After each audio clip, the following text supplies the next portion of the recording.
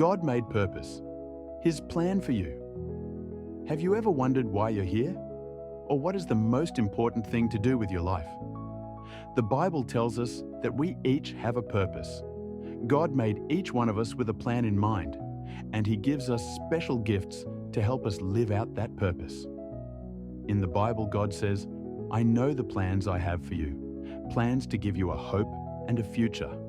Jeremiah 29:11.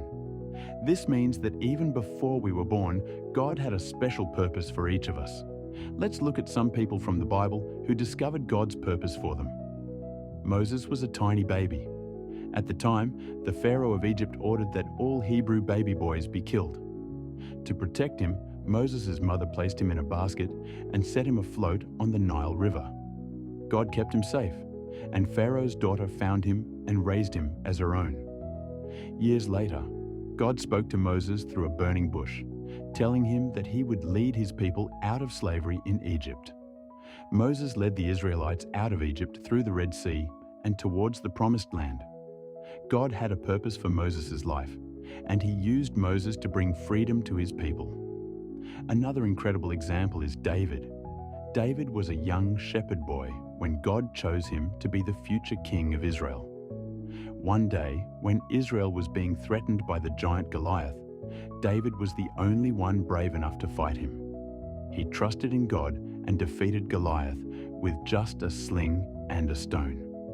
Later, David became one of Israel's greatest kings, leading his people wisely and writing many of the Psalms in the Bible. God gave David a heart for worship and leadership, and he used these gifts to serve his people and honor God. Then there is Esther. She was just an ordinary girl, but God had big plans for her. When she became queen, her people, the Israelites, were in danger. Esther was afraid, but she trusted God's purpose. She risked her life to speak to the king and save her people. Esther discovered that God had placed her in the palace for such a time as this. Her purpose was to protect her people, and with God's help, she did.